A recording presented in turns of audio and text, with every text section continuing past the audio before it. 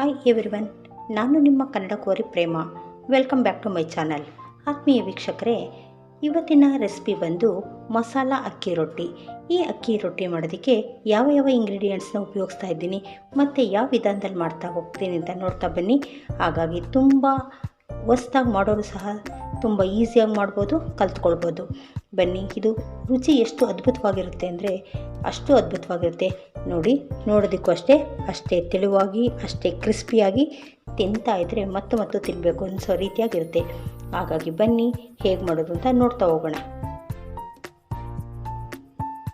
ನೋಡಿ, ಈ ಮಸಾಲ ರೊಟ್ಟಿ ಮಾಡೋದಕ್ಕೆ ನಾನು ಯಾವ ತರಕಾರಿಗಳನ್ನ ತೊಗೊಂಡಿದ್ದೀನಿ ಅಂದರೆ ಈರುಳ್ಳಿ, ಸಬ್ಬಾಕ್ಸಿ ಸೊಪ್ಪು, ಕ್ಯಾರೆಟು, ಕೋಸು, ಗೆಡ್ಡೆಕೋಸು, ಕೊತ್ತಂಬರಿ, ಜೀರಿಗೆ, ಹಸಿ ಕಾಯಿ ತುರಿ, ಹಸಿ ಮೆಣಸಿನ್ಕಾಯಿ, ರುಚಿಗೆ ತಕ್ಕಷ್ಟು ಉಪ್ಪು, ಜೊತೆಗೆ ಅಕ್ಕಿ ಇಷ್ಟು ಪದಾರ್ಥಗಳನ್ನ ಉಪಯೋಗಿಸ್ಕೊಂಡು ಮಸಾಲ ರೊಟ್ಟಿ ಮಾಡ್ತಾಯಿದ್ದೀನಿ.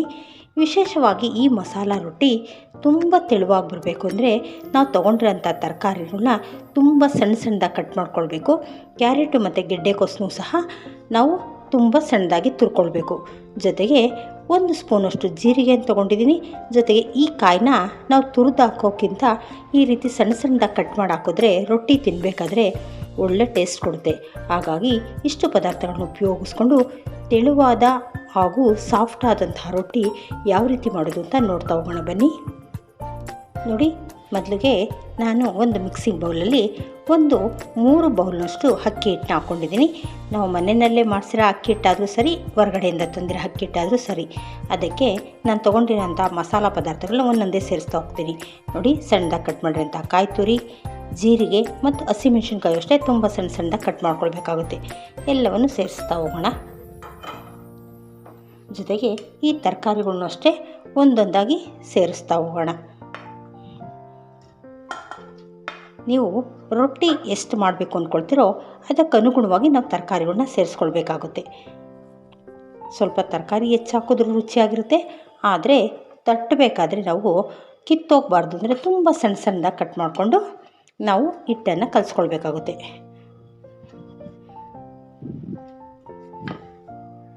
ನೋಡಿ, ಈಗ ನಾನು ತೊಗೊಂಡಿರೋಂಥ ಎಲ್ಲ ತರಕಾರಿಯನ್ನು ಬೌಲಲ್ಲಿ ಸೇರಿಸಿದ್ದೀನಿ.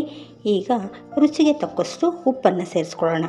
ನೀವು ಎಷ್ಟು ಹಿಟ್ಟು ತರಕಾರಿ ತೊಗೊಂಡಿರ್ತೀರ ಅದಕ್ಕೆ ಅನುಗುಣವಾಗಿ ಉಪ್ಪನ್ನು ಸೇರಿಸ್ರಿ. ಉಪ್ಪನ್ನು ಸೇರಿಸಿದಾದ್ಮೇಲೆ ಒಮ್ಮೆ ಇದನ್ನೆಲ್ಲ ಡ್ರೈ ಮಿಕ್ಸ್ ಮಾಡಿ. ಏಕೆಂದರೆ ತರಕಾರಿ ಜೊತೆ ಅಕ್ಕಿ ಹಿಟ್ಟೆಲ್ಲ ಮಿಕ್ಸ್ ಆಗಲಿ. ಆಮೇಲಿಂದ ನಾವು ಎಷ್ಟು ಅಗತ್ಯ ಇರುತ್ತೋ ಅಷ್ಟು ನೀರನ್ನು ಸೇರಿಸ್ಕೊಂಡು ಇದನ್ನು ತುಂಬ ತೆಳುವಾಗಿ ಕಲಿಸ್ಬಾರ್ದು, ಸ್ವಲ್ಪ ಗಟ್ಟಿಯಾಗೆ ಕಲಿಸ್ಕೊಳ್ಳೋಣ. ಎಲ್ಲವನ್ನು ಒಳ್ಳೆಯದೊಂದು ಮಿಕ್ಸ್ ಕೊಡೋಣ.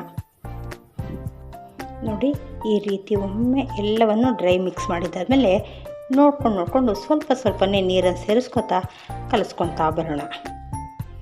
ಮಾಮೂಲಿ ನಾವು ರೊಟ್ಟಿ ಹಿಟ್ಟಿನ ಹದದಲ್ಲಿ ಕಲಿಸ್ಕೊಳ್ಳೋಣ, ಆದರೆ ತುಂಬ ತೆಳುವಾಗಿ ಬೇಡ.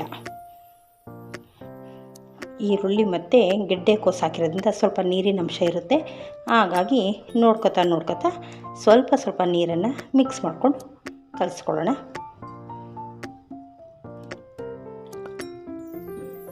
ಒಮ್ಮೆಲೆ ಹೆಚ್ಚು ನೀರು ಸೇರಿಸ್ಬೇಡಿ, ಹಿಟ್ಟು ತೆಳುವಾಗ್ಬಿಡುತ್ತೆ.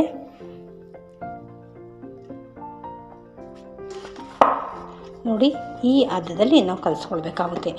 ತುಂಬ ಗಟ್ಟಿಯಾಗೂ ಇಲ್ಲ, ಮೃದುವಾಗೂ ಇಲ್ಲ. ನೋಡಿ, ಕೈಯಿಂದ ಹಿಂಗೆ ತಟ್ಟೋದಕ್ಕೆ ಬರುತ್ತೆ. ಈ ಹದದಲ್ಲಿ ಕಲಿಸ್ಕೊಂಡು ಬನ್ನಿ. ಈಗ ರೊಟ್ಟಿಗಳನ್ನ ಯಾವ ರೀತಿ ತಟ್ಟೋದು ಅಂತ ನೋಡ್ತಾ ಹೋಗೋಣ. ನೋಡಿ, ಹಿಟ್ಟೆಲ್ಲ ಕಲಿಸ್ಕೊಂಡು ರೆಡಿ ಆದಮೇಲೆ ಈ ರೀತಿ ಒಂದು ಬಟರ್ ಪೇಪರ್ ತೊಗೊಳ್ಳಿ. ಈ ಬಟರ್ ಪೇಪರ್ ಮೇಲ್ಭಾಗದಲ್ಲಿ ಸ್ವಲ್ಪ ಎಣ್ಣೆನ ಹಚ್ಕೊಳ್ಬೇಕಾಗುತ್ತೆ.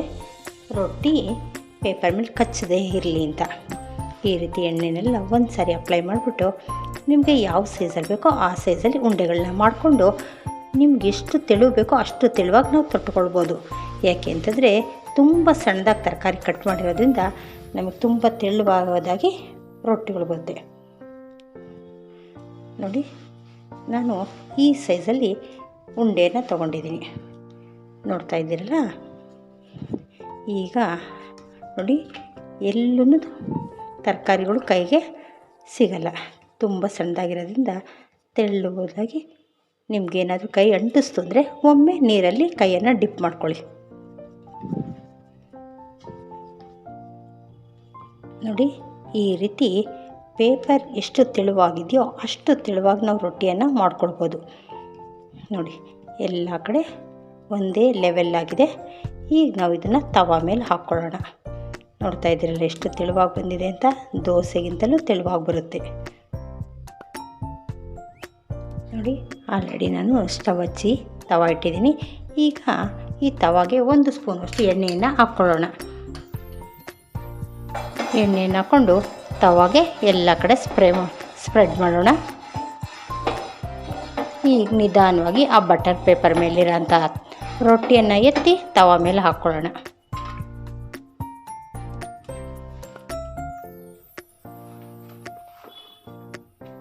ನೋಡ್ತಾ ಇದ್ದೀರಲ್ಲ ಎಷ್ಟು ನೀಟಾಗಿದೆ ಅಂತ. ಅದನ್ನು ನೀಟಾಗಿ ತವಾ ಮೇಲೆ ಹಾಕ್ಕೊಳ್ಳೋಣ.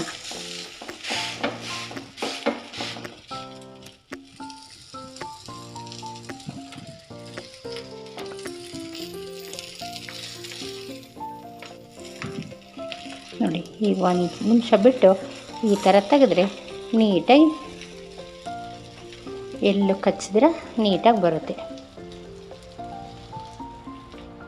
ನೋಡಿ. ಈಗ ರೊಟ್ಟಿ ಹಾಕಿದ್ಮೇಲೆ ಇದ್ರ ಮೇಲೆ ನಾವು 1 ಸ್ಪೂನಷ್ಟು ಎಣ್ಣೆಯನ್ನು ಹಾಕ್ಕೊಳ್ಳೋಣ. ಈಗ ಇದ್ರ ಮೇಲೆ ಒಂದು ಕ್ಯಾಪನ್ನು ಕ್ಲೋಸ್ ಮಾಡಿದ್ರೆ 1 ನಿಮಿಷ ಅಥವಾ 1.5 ನಿಮಿಷ ಬಿಟ್ಟರೆ ಒಂದು ಸೈಡ್ ಪೂರ್ತಿಯಾಗಿ ಬೆಂದಿರುತ್ತೆ ನೋಡಿ. ಈಗ ಬೆಂದಿದೆ ಅಂತ ಚೆಕ್ ಮಾಡೋಣ. ನೋಡ್ತಾ ಇದ್ದೀರಲ್ಲ ಎಷ್ಟು ನೀಟಾಗಿ ಬೇಯ್ತಾ ಇದೆ.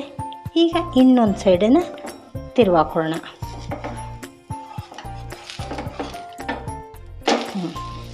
ಈಗ 2 ಸೈಡನ್ನು ತುಂಬ ಕೆಂಪಾಗಿ ಚೆನ್ನಾಗಿ ರೋಸ್ಟಾಗಿ ಬೇಯಿಸ್ಕೊಳ್ಳೋಣ.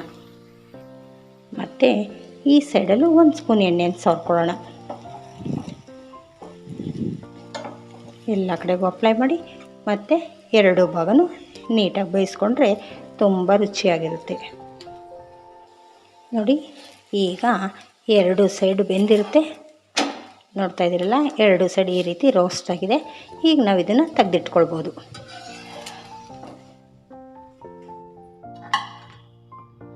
ಈಗ ಅದೇ ರೀತಿಯಾಗಿ ಒಂದು ಬೇಯೋಷ್ಟರಲ್ಲಿ ನಾವು ಇನ್ನೊಂದು ರೊಟ್ಟಿಯನ್ನು ರೆಡಿ ಮಾಡಿಟ್ಕೊಂಡಿರ್ಬೋದು. ಈಗ ಇದನ್ನು ಸಹ ಅದೇ ರೀತಿಯಾಗಿ ತವಾ ಮೇಲೆ ಹಾಕೋಣ ನೋಡಿ. ಈ ರೀತಿ ತಗೊಂಡು ತುಂಬ ಈಸಿಯಾಗಿ ಫಸ್ಟ್ ಟೈಮ್ ಮಾಡೋರು ಸಹ ಎಷ್ಟೇ ತೆಳುವಾಗಿ ತೊಟ್ಕೊಳ್ಳಿ ಬರುತ್ತೆ.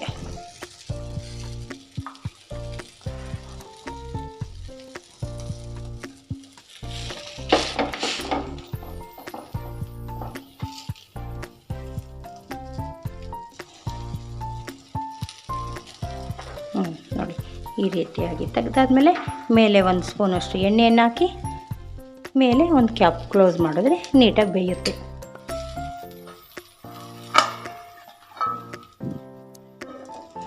ಈಗ 1 ನಿಮಿಷಗಳ ಕಾಲ ಬಿಡೋಣ. ಬನ್ನಿ ಚೆಕ್ ಮಾಡೋಣ ಬೆಂದಿದೆಯಾ ಅಂತ. ನೋಡಿ, ಈಗ ಮತ್ತೊಂದು ಸೈಡಲ್ಲಿ ತಿರುವಾಕೋಣ. ಈ ರೀತಿ ಒಂದು ಸೈಡಿಂದ ತಗೊಳ್ತಾ ಬನ್ನಿ. ಈಗ ಈ ಸೈಡಲ್ಲೂ 1 ಸ್ಪೂನ್ ಎಣ್ಣೆ ಹಾಕಿ ಮತ್ತು 2 ಭಾಗ ನೀಟಾಗಿ ಬೇಯಿಸ್ಕೊಳ್ಳೋಣ ನೋಡಿ. ಈಗ ಮತ್ತೊಂದು ಕಡೆ ತಿರುವಾಕೋಣ. ನೋಡಿ, 2 ಕಡೆ ಚೆನ್ನಾಗಿ ಬೆಂದಿದೆ. ಈಗ ನಾನು ಇದನ್ನು ತೆಗೆದಿಟ್ಕೊಳ್ತಾ ಇದ್ದೀನಿ. ಇದೇ ರೀತಿಯಾಗಿ ಎಲ್ಲ ಹಿಟ್ಟನ್ನು ಒಂದೊಂದಾಗಿ ತಟ್ತಾ ಹಾಕ್ತಾ ಬರೋಣ. ನೋಡ್ತಾ ಇದ್ದೀರಲ್ಲ, ರುಚಿಕರವಾದಂತಹ ಮಸಾಲ ಅಕ್ಕಿ ರೊಟ್ಟಿ ರೆಡಿಯಾಗಿದೆ. ಈ ಒಂದು ರೊಟ್ಟಿಗೆ ಕಾಯಿ ಚಟ್ನಿ, ಸ್ವಲ್ಪ ತುಪ್ಪ ಇದ್ರಂತೂ ಇದ್ರ ರುಚಿ ಮತ್ತಷ್ಟು ಅದ್ಭುತವಾಗಿರುತ್ತೆ ನೋಡಿ. ಎಷ್ಟು ತೆಳುವಾಗಿರುತ್ತೆ ಅಂದರೆ ಒಳ್ಳೆ ಪೇಪರ್ಗಿಂತ ತೆಳುವಾಗಿರುತ್ತೆ, ಅಷ್ಟೇ ಮೃದುವಾಗಿರುತ್ತೆ. ಒಮ್ಮೆ ಈ ರೀತಿ ಮಾಡಿ ನೋಡಿ, ನಿಮ್ಮನ್ನೆಲ್ಲರೂ ಇಷ್ಟಪಟ್ಟು ತಿಂತೀರಾ. ಪ್ರತಿದಿನ ರೊಟ್ಟಿನೇ ಬೇಕಂತ ಹೇಳ್ತೀರಾ. ಹಾಗಾಗಿ ಈ ರೊಟ್ಟಿ ನಿಮಗೆಲ್ಲ ಇಷ್ಟ ಆಗಿದೆ, ಲೈಕ್, ಶೇರ್, ಸಬ್ಸ್ಕ್ರೈಬ್ ಮಾಡೋದನ್ನ ಮರಿಬೇಡಿ. Thank you.